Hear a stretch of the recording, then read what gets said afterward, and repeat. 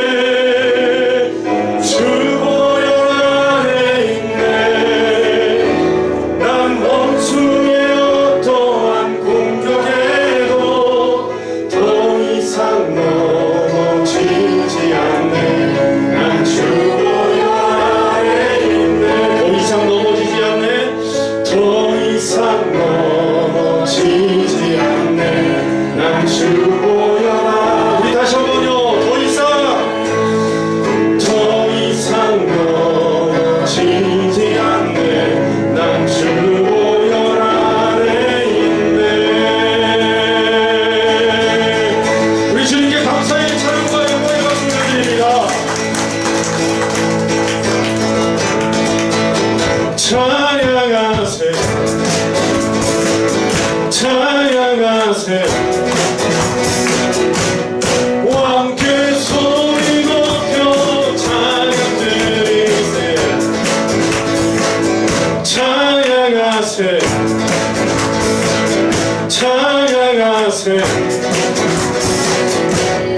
함께 소리 높여 찬양 드리세 찬양 받기에 바다가신 주님 언제나 동일하신 주 눈을 보소 주 이름 외치세 예수 나의 왕 예수 나의 왕 예수 나의 왕 모두 자기 일어서서 찬양하세 찬양하세 함께 소리 높여 찬양 드리세 찬양하세 찬양하세 함께 소리 높여 찬양 드리세 찬양 받기에 합당하신 주님 언제나 동일하신 주 무릎을 꿇고서 주 이름 외치 예수 나의 왕 예수 나의 왕 예수 나의 왕 아 예수의 왕 할렐루야 예수 나의 왕 예수 나의 왕 예수 나의 왕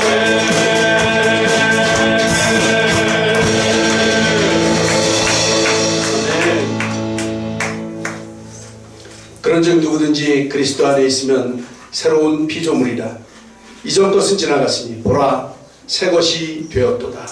아멘. 우리 지난 한 주간의 삶을 되돌아보시면서 알게 모르게 지은 우리의 모든 잘못들을 주님 앞에 내어놓는 고백의 기도를 주님 앞에 드리시겠습니다.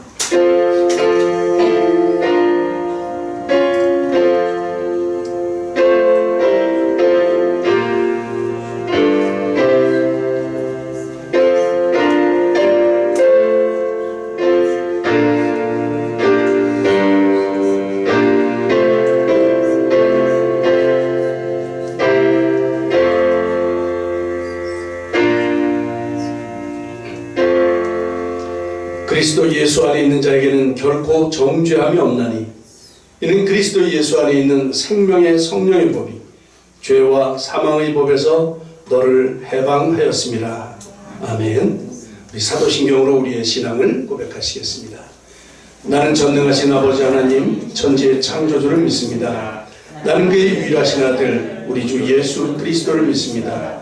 그는 성령으로 잉태되어 동정녀 마리아에게서 나시고 본디오 빌라도에게 고난을 받아 십자가에 못 박혀 죽으시고 장사된 지 사흘 만에 죽은 자 가운데서 다시 살아나셨으며 하늘에 오르셔 전능하신 아버지 하나님 우편에 앉아 계시다가 거기로부터 살아있는 자와 죽은 자를 심판하러 오십니다. 나는 성령을 믿으며 거룩한 공교회와 성도의 교제와 죄를 용서받는 것과 몸의 부활과 영생을 믿습니다. 아멘.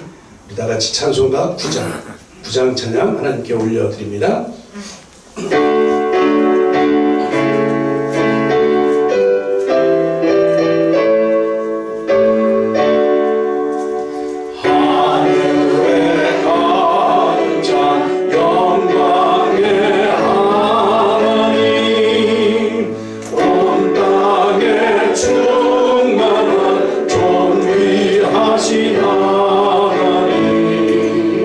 생명과 빛으로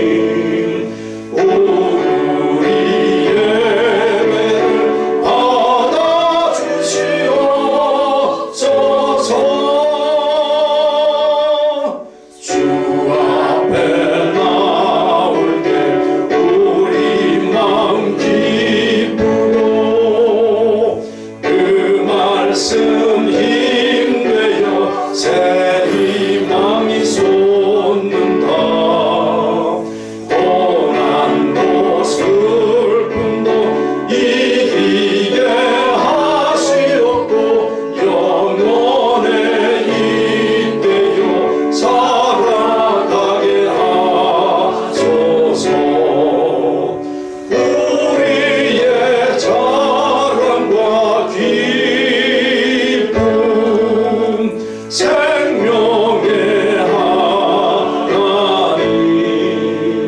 우리 예배를 받아주시옵소서.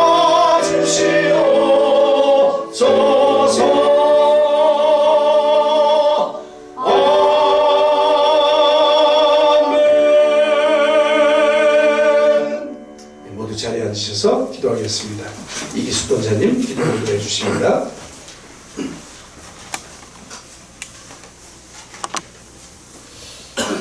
기도하시겠습니다. 사랑의 하나님 아버지, 40일간의 사순절 기간을 보내면서 거룩하고 복된 주 주님께 찬양과 영광 올려드리며 예배드립니다. 주님, 우리의 죄로 인해 2000여 년 전 십자가에 못 박히시기 위하여 고난의 시간들을 보내셨을 예수님을 생각하며 저희들의 한없이 부족한 믿음과 너무나 인간적인 모습들에 부끄러운 마음입니다. 말로는 예수님을 믿는다, 기도한다, 찬양드린다고 하면서 허물뿐인 신앙생활을 했습니다. 세상 속에서는 믿음 없는 자같이 육신의 정욕대로 살던 모습들을 이 시간 회개합니다.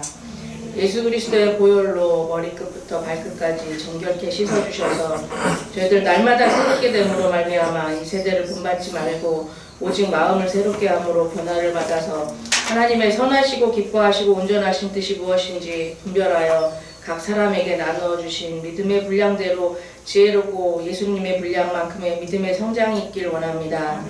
아버지, 주님의 몸된 교회를 위해서 기도합니다. 이곳에 세우신 하늘빛 교회가 온전히 주님께서 원하고 바라는 세상의 빛된 교회가 되게 하시고 소금의 역할을 감당케 하시고 각자가 말씀에 순종하며 기도에 게으르지 않게 하시고 성도 간의 사랑을 통해 이곳이 천국이 되게 하옵소서. 교회를 이끄시는 이춘원 목사님에게 건강의 축복과 목회의 지혜를 주시고 선포되는 강력한 말씀들을 통해서 하나님의 인재를 경험하며 회개의 역사가 있게 하시고 치유와 회복도 있게 하시고 능력도 나타나게 하시고 감사와 기쁨이 넘치게 하옵소서. 교회에 속한 모든 가정들을 축복하셔서 하나님의 기쁨이 되게 하시고 각 가정의 자녀들에게도 넘치는 은혜로 동행하시며 하나님 나라의 큰 일꾼들 되게 하옵소서. 하나님, 특별히 전 세계에 벌어지고 있는 전쟁과 기근과 지진과 천재지변 속에서 고통당하고 있는 모든 사람들을 도움의 손길들을 통해 구원하여 주시고 멈춰지게 하시고 정상적으로 복구되며 하나님의 말씀을 어디든 전하시는 선교사님들을 통해 복음을 알지 못하는 곳에 생수의 근원 되시는 예수님이 전해지게 하옵소서. 오늘 이곳에서 머리 숙여 주님께 예배드리는 이 시간 사나 죽으나 다 주님의 것이라고 고백하고 말씀 안에서 주님과 깊은 만남이 있길 기대하며 날 구원하신 예수 그리스도의 이름으로 기도합니다. 아멘.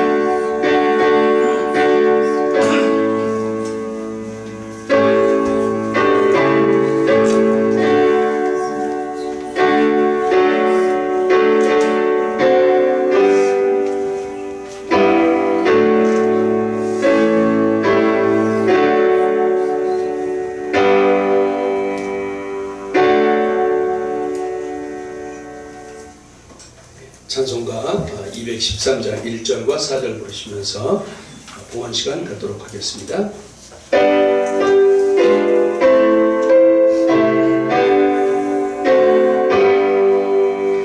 나의 생명 주님 주여 받아주소서. 세상 사랑하면 찬송하게 하소서. 나의 보안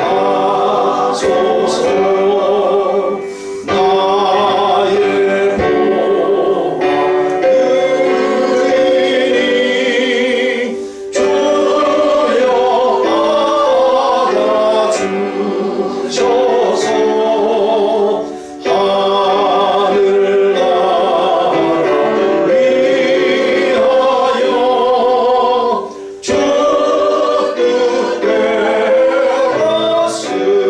주여 받아주소서.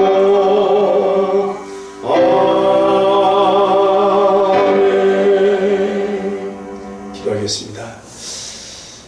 사랑과 은혜가 풍성하신 하나님 아버지, 오늘도 우리에게 주님을 예배하도록 이렇게 시간과 또 건강을 허락해 주심에 감사를 드립니다. 이 시간 주님 앞에 머리 조아린 우리 백성들 주님 기억하여 주시고 또 우리의 마음의 소원을 들어주시기를 원합니다. 우리 찬양 드린 것처럼 우리의 보화를 드리오니 하나님, 우리의 마음을 드리오니 우리의 생명을 드리오니 주님 받아 주시옵시고 하늘나라 위하여 주님 뜻대로 사용되는 귀한 예물 되게 하여 주옵소서. 날마다 우리가 주님의 뜻을 새기며 그 뜻대로 살아가기를 힘쓰는 우리의 삶이 되도록 주님 인도하여 주시옵소서.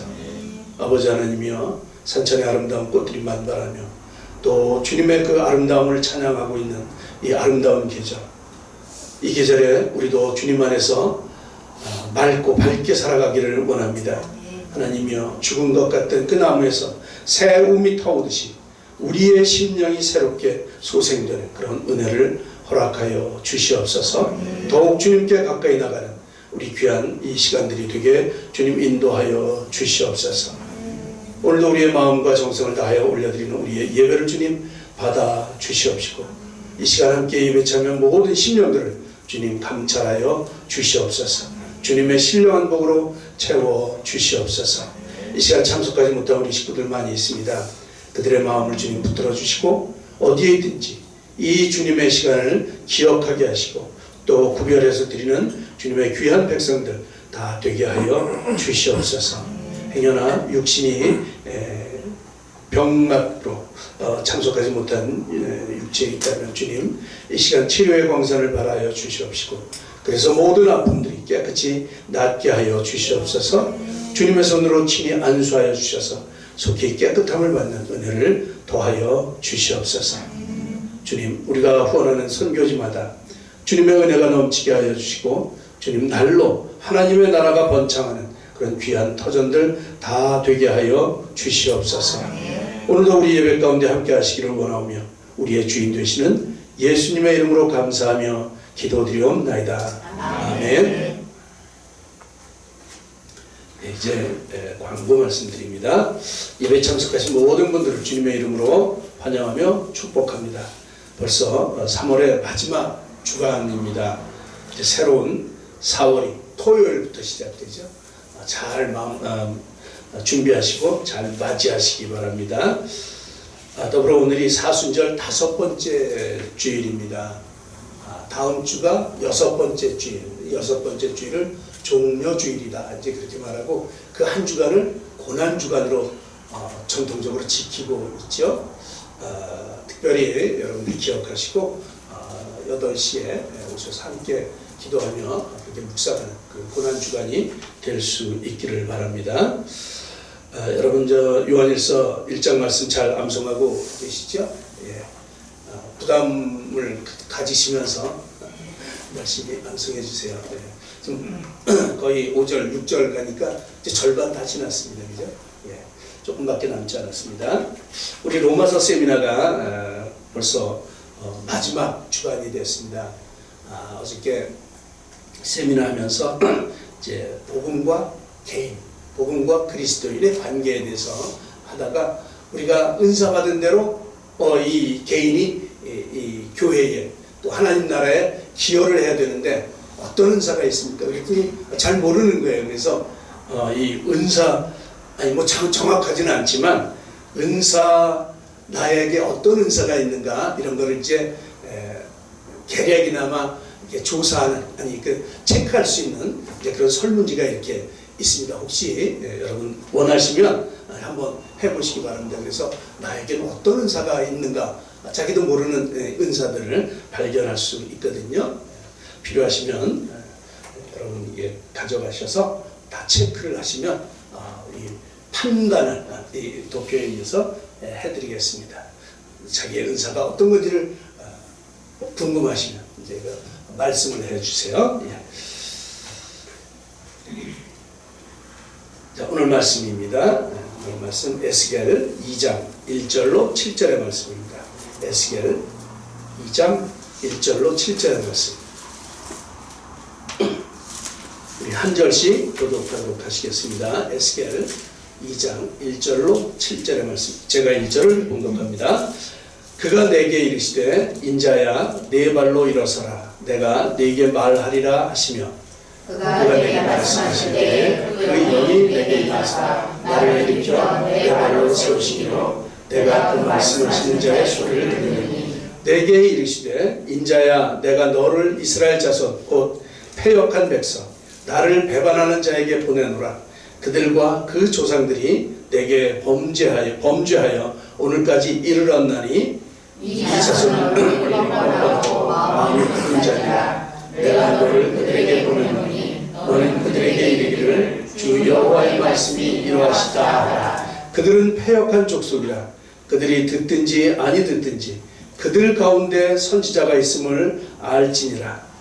인자야 너는 가시와 진리와 함께 있으며 정갈 가운데 거주할지라도 그들을 두려워하지 말고 그들의 말을 두려워하지 말지어다. 그들은 패역한 족속이라도 그 말을 두려워하지 말며 그 얼굴을 무서워하지 말고 함께 7절 공독하십니다. 그들은 심히 패역한 자라. 그들이 듣든지 아니 듣든지 너는 내 말로 고할지어다. 아멘. 마지막 말씀이 그렇습니다. 너는 내 말로 고할지어다. 그들이 듣든지 아니 듣든지 너는 내 말로 고할지어다. 이 에스겔이 소명받는 그런 장면입니다. 에스겔은 포로였죠, 그죠? 바벨론이 이제 이 이스라엘을 남유다를 세 번에 걸쳐서 침공해서 포로를 잡아가는데 1차 포로 때는 다니엘이 잡혀갔고 2차 포로 때는 에스겔이 잡혀갑니다. 이제 그 당시 왕이었던 유다의 왕이었던 여호야긴 왕과 함께 포로로 잡혀갔습니다. 막 한 1만 명, 10,000명 정도가 잡혀갔다고 그래요.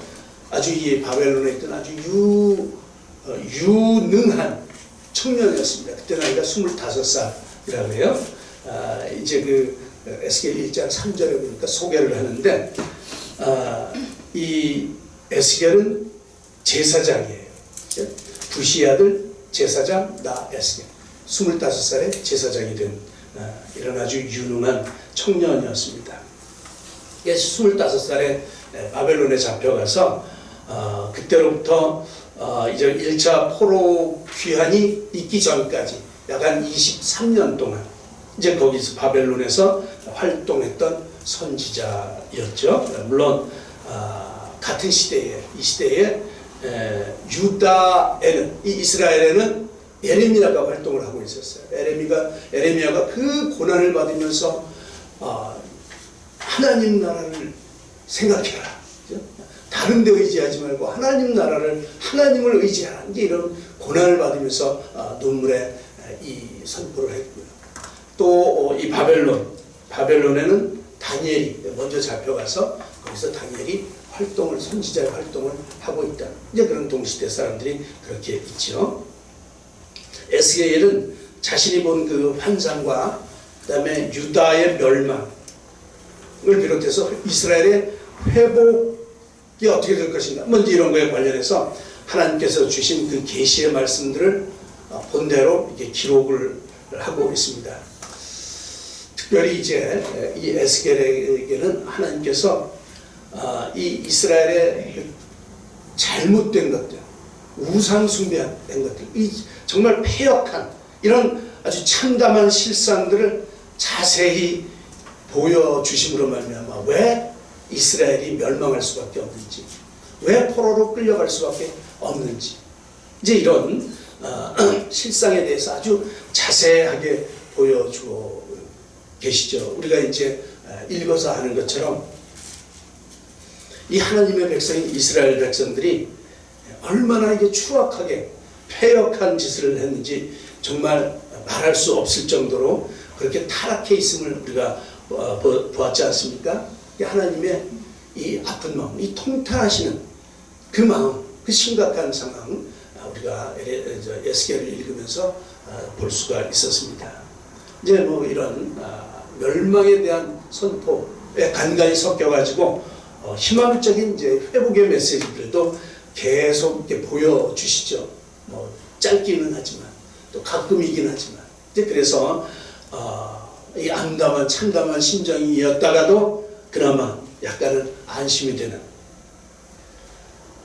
하여튼 뭐 그러면서 이제 통독하는 내내 마음이 많이 힘들죠. 지금 이제 사순절 기간인데 이 사순절 기간에 이런 말씀을 주셔서 우리의 내면을 들여다보게 하시는지 정말 회개하며 이런 결심하는 이제 그런 시간도 많이 있었습니다.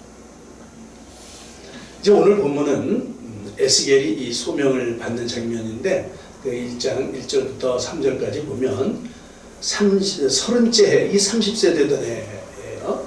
그발강가에서 이제 하나님의 환상을 보게 됩니다.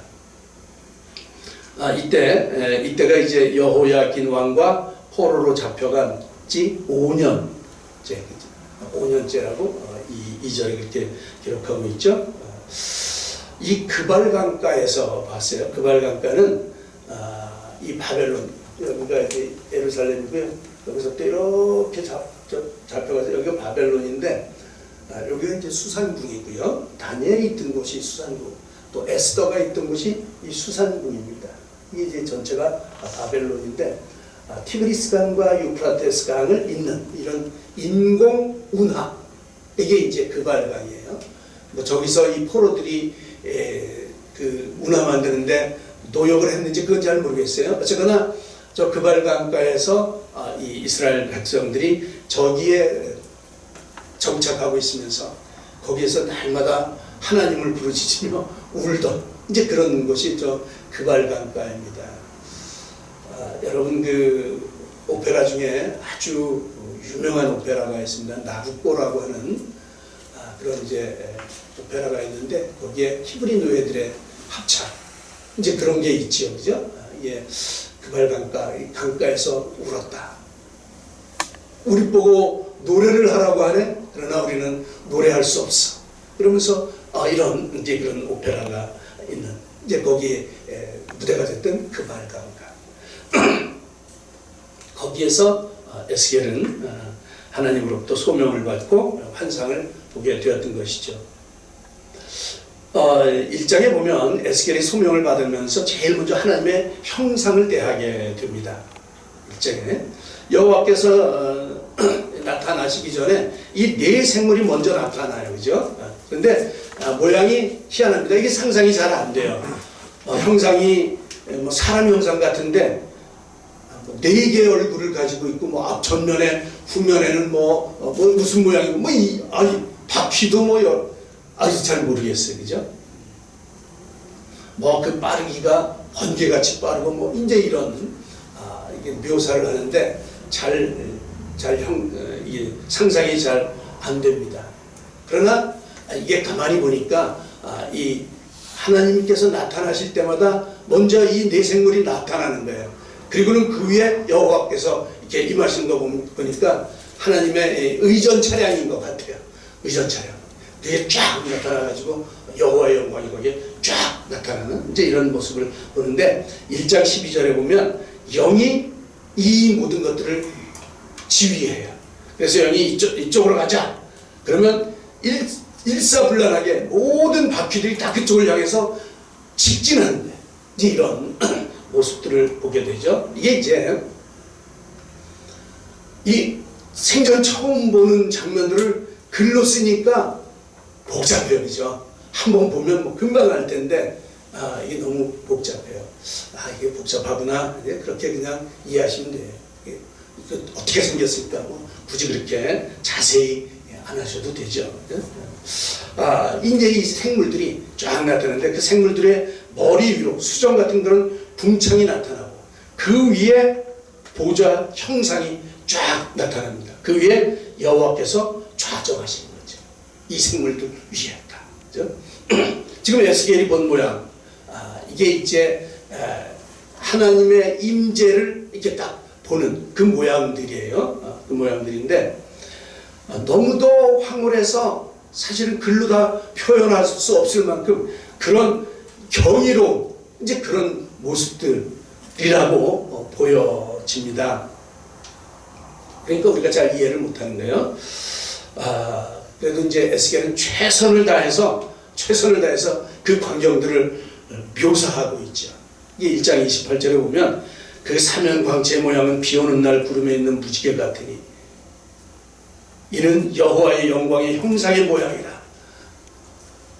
전부 다 이제 하여튼 좋은 말은 이런 말들은 다 갖다 이게 붙여서 하여튼 최고의 수식을 하는 거예요. 그죠? 여호와의 영광의 형상이 그렇게 이게 뭐 감격스러울 만큼 나타났던 것이죠. 내가 보고 곧 엎드려 버렸어요. 거기에 마주 볼 사람이 없죠. 다 엎드리는 거죠. 그 말씀하신 자의 음성을 들은 이 여호와가 그렇게 나타나셨다는 것이죠. 이 영광의 모습 앞에 엎드릴 수밖에 없었던 에스겔을 봅니다.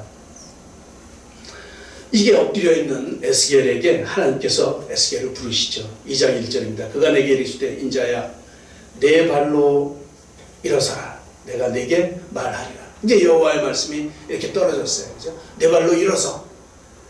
그런데 이 말씀을 듣는데 일어서야 될 거 아니에요. 일어설 수가 없는 거예요. 일어설 수가 없는 거예요. 그죠? 주님은 내 발로 일어서라고 하시지만 혼자 서기가 벅차요. 그러니까 옆에 있던 아까 그 영이 내게 임해서 나를 도와서 일으켜서 내 발로 세웁니다. 그죠?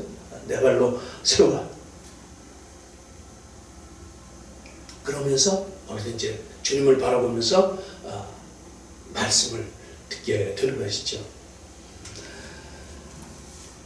보면 하나님의 말씀이 이렇게 펼쳐지고 말씀이 전달되는 순간 나는 어쩔 수 없는 그런 상황에 있을지라도 성령님이 영이 도와주시는 장면을 볼 수 있게 되죠. 그렇죠? 동시에 하나님의 영이 성령이 우리를 운행하시는 거예요. 그러니까 나는 어찌할 수 나는 너무 힘이 없어서 어찌할 수 없어요. 그러는 순간에 하나님의 영이 딱 붙들어서 우리를 세워주신다는 것이죠. 나는 설 수 없지만 하나님의 영이 우리의 마음을 열고 하나님의 영을 말씀을 받을 준비를 하면 영이 도와주십니다. 이 성령의 역사를 기대하시면서 하나님의 말씀에 귀 기울이셔야 되는 것이죠. 3절 4절을 보면 본격적인 이제 에스겔의 소명을 받는 이 모습을 보여주고 있습니다. 소명을 주시는 거예요. 이 에스겔에 주신 소명, 에스겔에게 물론 주셨지만 오늘날 우리에게도 주시는 소명인 줄 알고 우리도 같은 마음으로 받으시기를 바랍니다. 내게 이르시되 인자야 내가 너를 이스라엘 자손 곧 패역한 백성 나를 배반하는 자에게 보내노라. 하나님께서 에스겔을 패역한 백성 가운데로 하나님을 거역하고 불순종하는 백성 가운데로 보내시겠다고 말씀하십니다. 하나님의 말씀의 전달자가 되게 하셔서 그 백성들 사이에 새로운 역사를 가져올 수 있도록 에스겔을 보내시겠다는 것이죠. 이어서 4절을 그렇게 말씀하시죠. 이 자손은 얼굴이 뻔뻔하고 마음이 강박한 자들이라. 누구 말합니까? 남유다 사람들. 하나님의 택한 백성이라고 한 그 사람들. 어때요? 얼굴이 뻔뻔해요. 마음도 강박해요. 내가 너를 그들에게 보내노니 너는 그들에게 이르기를, 이게 중요합니다. 너는 그들에게 이르기를 주 여호와의 말씀이 이러하시다고 하라.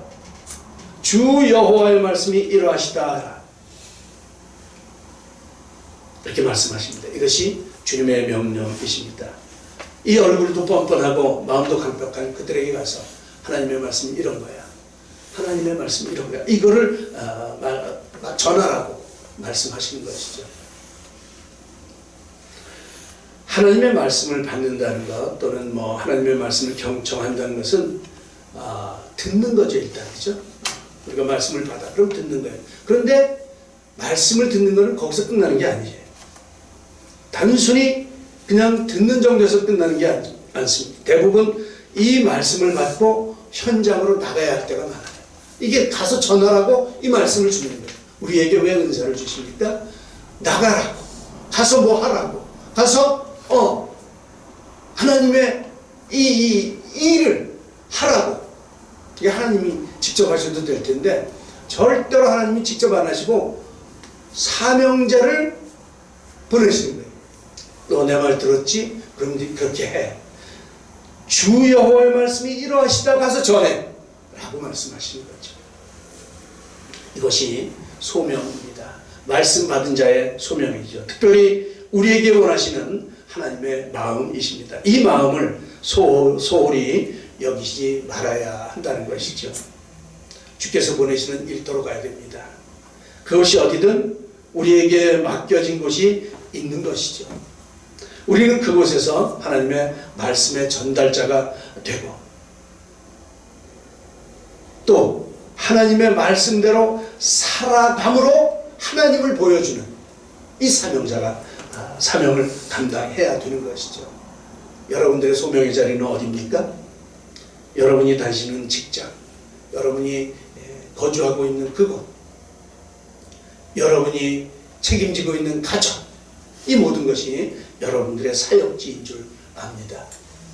여러분들이 그 소명을 잘 감당하실 수 있기를 축복합니다. 이 이사야 6장에도 똑같은 장면이에요. 뭐 똑같지는 않지만 비슷해요. 그죠? 우리가 너무 잘 알고 있지 않습니까? 이사야가 소명받는 장면. 이제 이사야 6장 1절부터 나오는데, 우시야 왕의 죽던 해에 내가 먼저 주께서 높이 들린 보좌에 앉으셨는데 그의 옷자락이 성전에 쫙 가득 찼어요. 그 앞에 설 수가 없어요. 그죠? 탁 엎드리는. 이사야가 주님의 보좌를 봤는데 그 옷자락이 성전에 가득합니다. 이 기억을 잘 하시네, 이 그림들을. 그죠? 계시록에 보면 거기에 예루살렘 성전이 하늘로부터 쭉 내려오는데 거기에 여호와의 영광이 성전에 쫙 펼쳐져. 똑같아요. 그죠? 똑같은 모습입니다. 2절에 보면 스랍들, 천사들입니다. 이 여호와를 모시었었는데 날개가 6 달렸어요. 둘은 발 가리고 둘은 눈 가리고 둘로 날르면서 뭐라고 합니까? 거룩하다, 거룩하다, 거룩하다. 만군의 여호와여 그의 영광이 온 땅에 충만하도다. 이제 이 놀라운 광경을 이사야가 보는 거죠. 근데 이런 거룩한 주님의 그 현현 앞에 부복한 이사야, 하나님의 음성을 듣지요. 내가 또 주의 목소리를 들으니 주께서 이르시되 내가 누구를 보내며 누가 우리를 위하여 갈고. 이게 하나님의 마음이에요. 하나님의 안타까운 마음이에요. 자, 내가 누구를 보내야 될까? 누가 내 일 좀 할래? 이렇게 부르시는 거죠. 여기에 이사야가 대답하죠. 내가 여기 있습니다. 나를 보내십시오. 이게 이제 이사야 소명 장면 아닙니까? 에스겔에서는 네가 가서 써내라, 그렇게 말하는 거죠. 하나님의 영광 앞에 서는 사람마다, 그리고 하나님의 말씀을 듣는 사람마다 항상 삶의 현장으로 보내시는 그런 주님의 음성을 듣게 되는 것이죠. 우리가 참으로 주님의 말씀을 받은 사람이라면 내가 이 말씀을 가지고 어떻게 살아야 하는가, 이런 것을 고민하면서 동시에 이 말씀을 통해서 우리를 보내신 그 주님의 음성을 들을 수 있어야 되는 것이죠. 내가 만나는 사람들에게 이 말씀을 전할 수 있도록, 또 내 일터 가운데로 나를 떠미시고 나를 보내시는 그 주님의 음성을 동시에 들으셔야 된다는 것이죠. 이것이 우리에게도 주시는 동일한 소명인 줄 믿습니다. 우리는 말씀으로, 우리는 삶으로 이 소명을 감당해야 되는 것입니다. 주님께서는 에스겔을 부르시면서 몇 가지 당부를 하십니다. 그런데 이것은 단순한 당부가 아니라 파송받은 사역자로서의 책임에 대해서 말씀하시는 것이라 이렇게 생각이 들어요. 어떤 책임인가? 먼저는 말씀을 그대로 전하라고 하는 명령입니다. 말씀을 그대로. 말씀을 전달하는 사람들, 때로는 자기의 생각으로 말씀을 채색하고 싶은 유혹을 받습니다. 멋있는 말로 덧입혀서, 때로는 재미있는 말로 각색해서 그렇게 전해야 그들의 귀에 쏙쏙 들어올 것이다, 이제 이렇게 생각을 하죠. 쏙쏙 들어옵니다. 그렇죠? 진짜로. 다른 말로 하면 내가 하나님을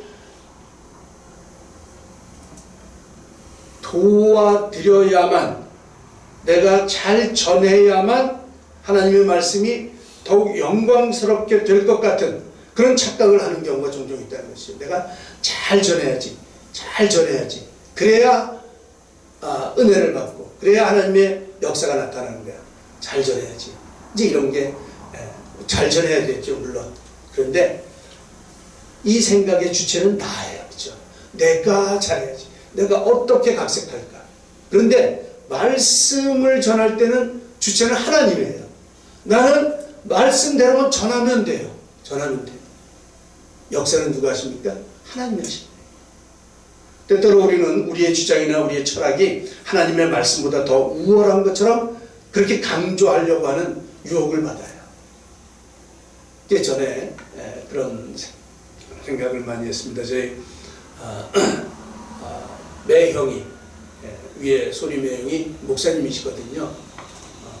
근데 가만히 보니까 이 목사님이 이 일반 서적들을 잘 안 읽으시는 거예요. 교양서적 그런 것들이 좀 지식이 풍부해야 여러 가지 섞어가지고 이렇게 설교를 매끄럽게 잘할 건데 너무 다른 거에 지식이 없는 거예요.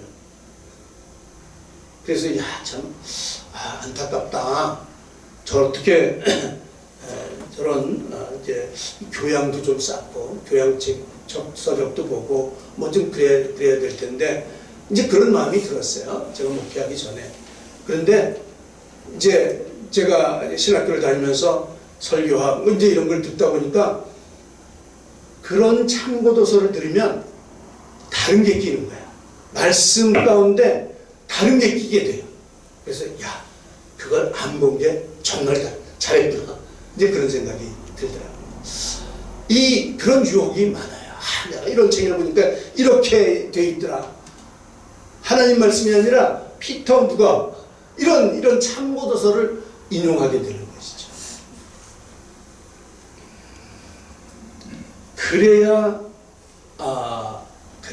잘 전달이 된다고 생각을 하는 거예요. 물론 잘 전달은 되겠죠. 그러나 하나님의 말씀으로 안 남는 경우가 많이 있어요.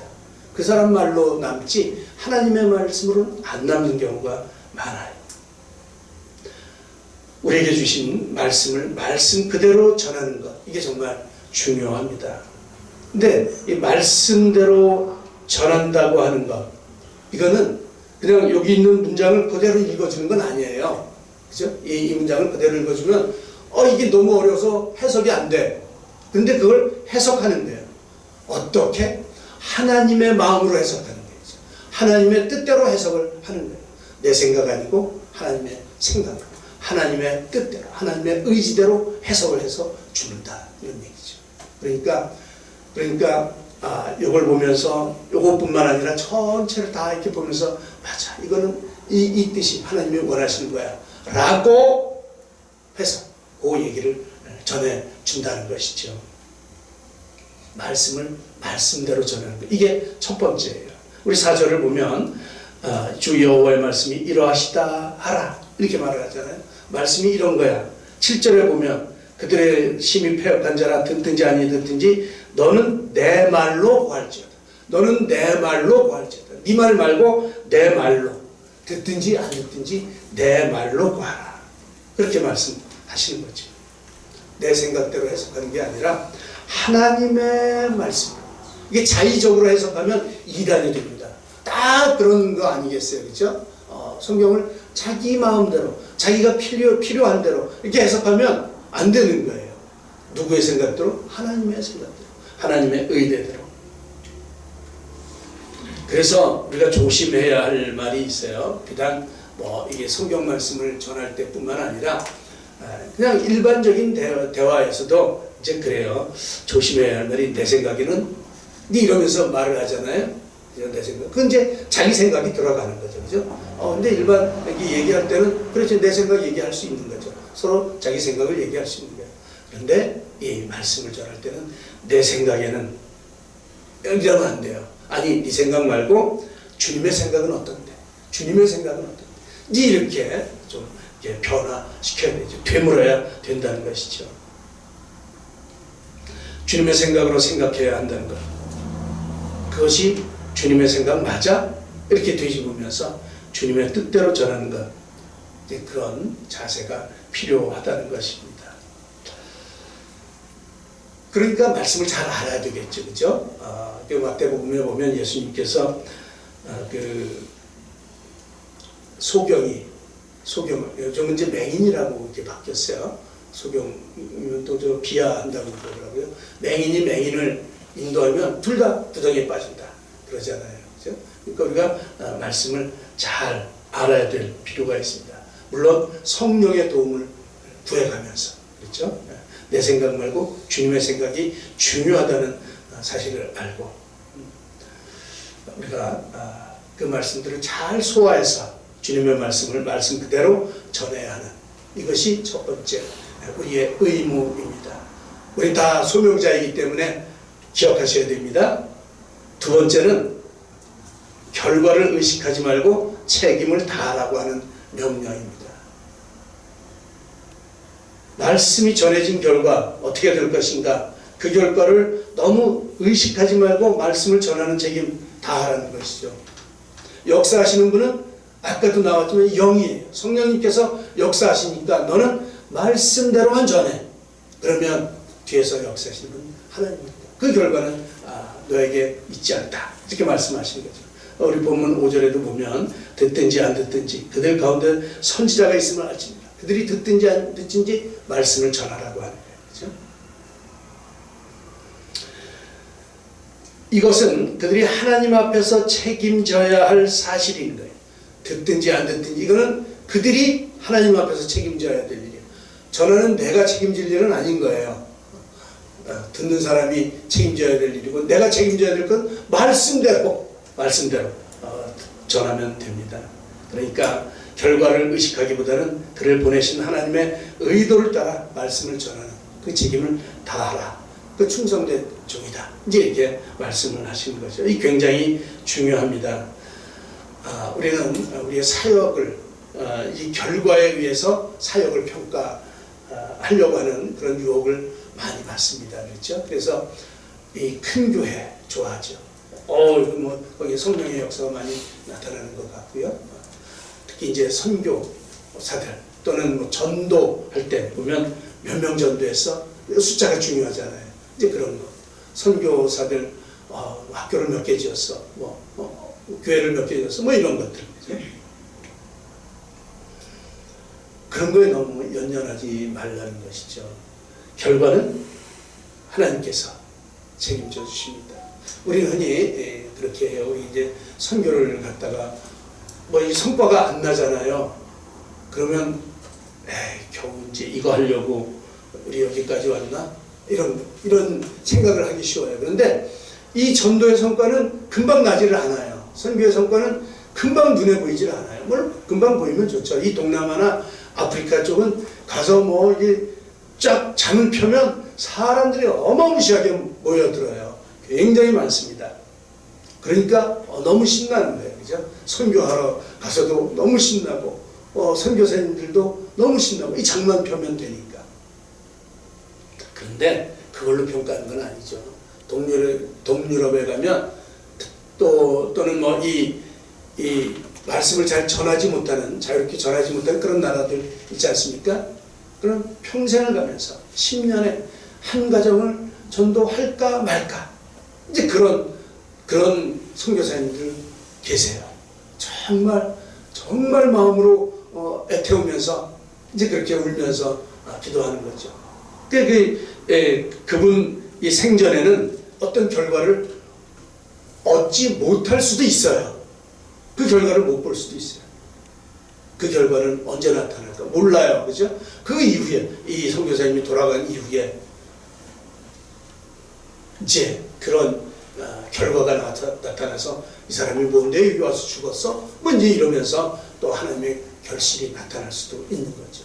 결과는 하나님께 맡겨두고 우리는 말씀대로 그냥 전할 뿐인 것이죠. 우리의 책임을 다할 뿐입니다. 이것이 하나님의 명령입니다.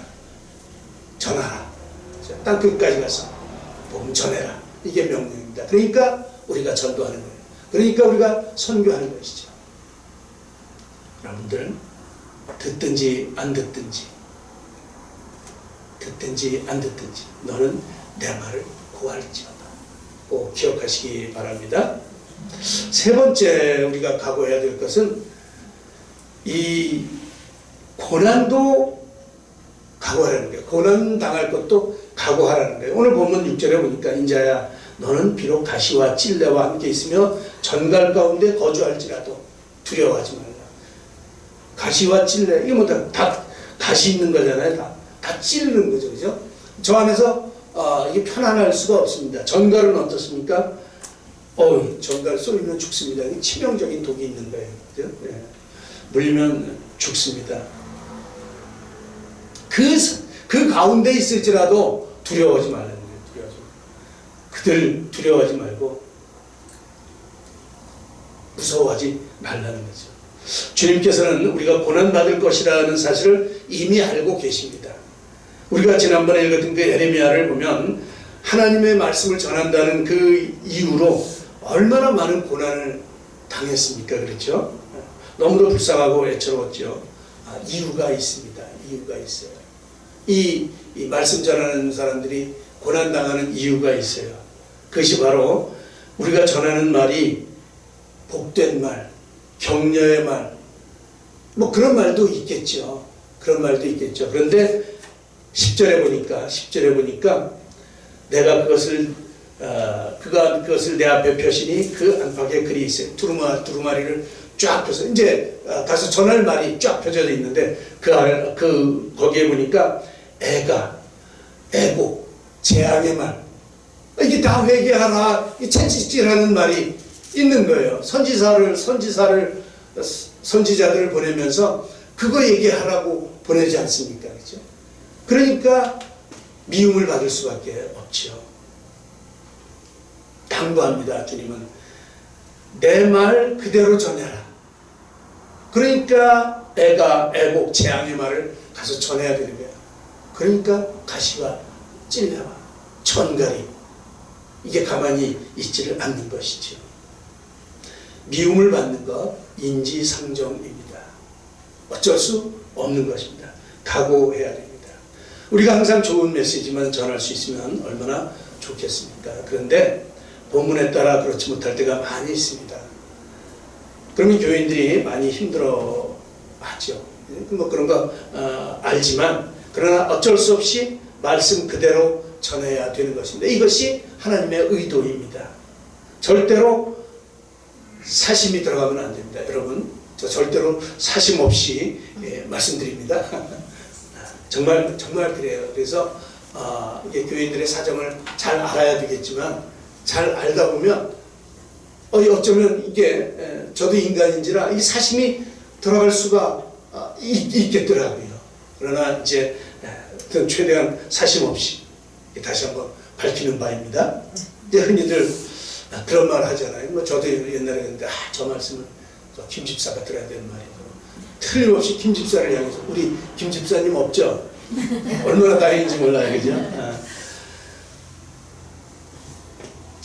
틀림없이 김 집사가 들어야 될 말인데 저도 이제 옛날에 그런 생각을 많이 했었는데 그렇지 않다는 거예요. 그죠?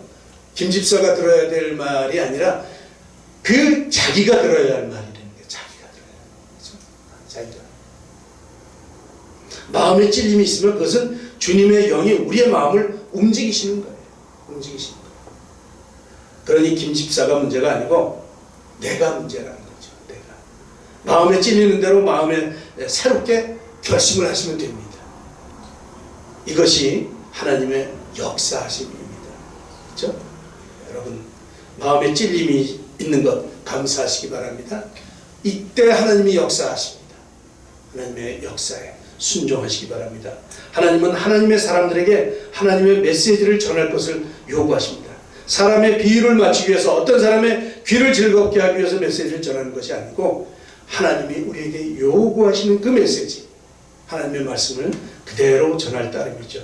고난도 각오하면서 시대에 따라서 하나님은 하나님의 사람들에게 어떤 메시지를 더욱 강조하도록 이렇게 요구를 하실 수 있습니다. 부흥의 시대에는 하나님의 메시지는 이 구원의 메시지가 많이 들어가 있습니다. 강조하시죠.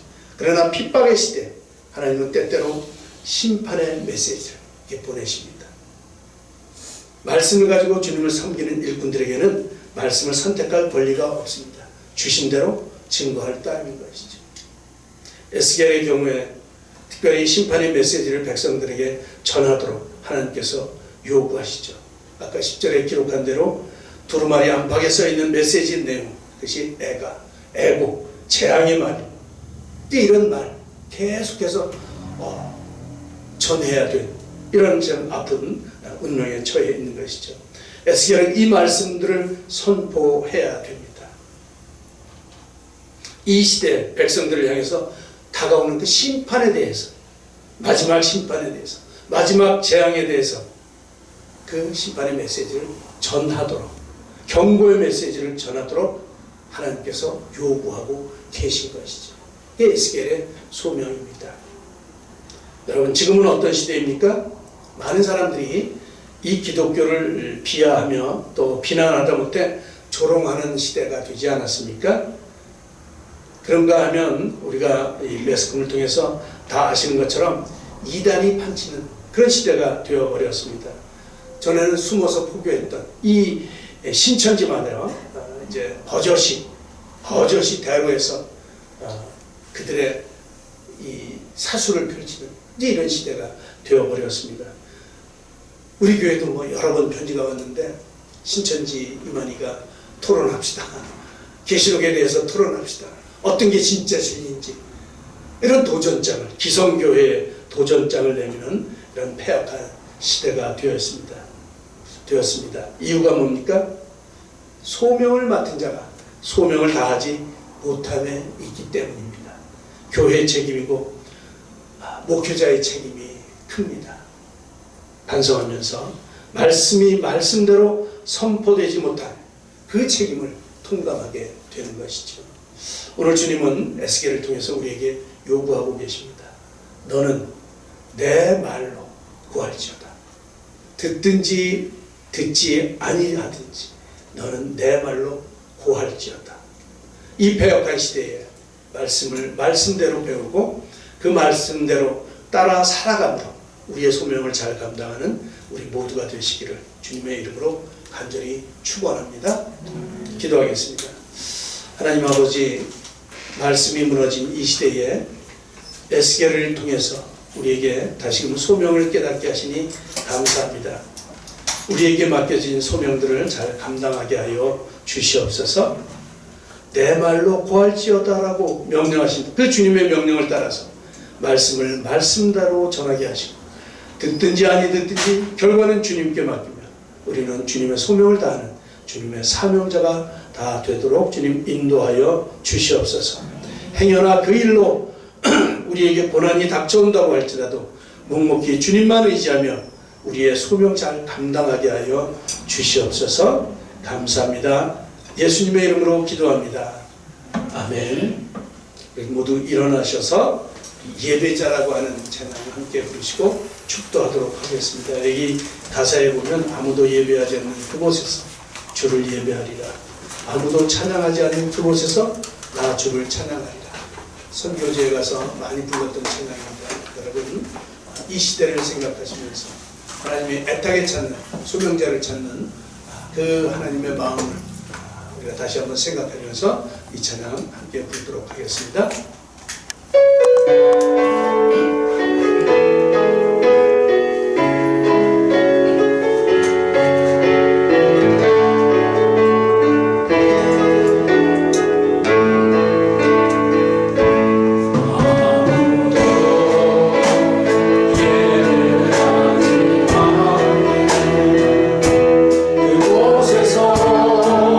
주를 예배하리라.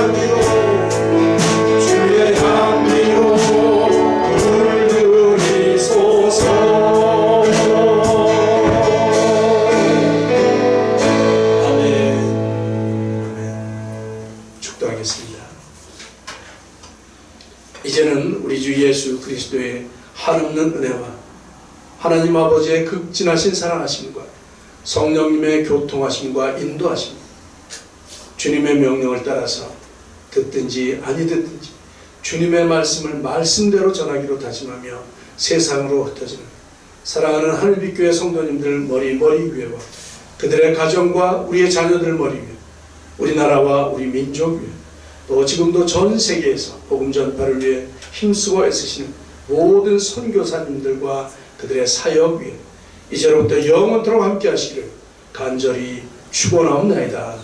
아멘.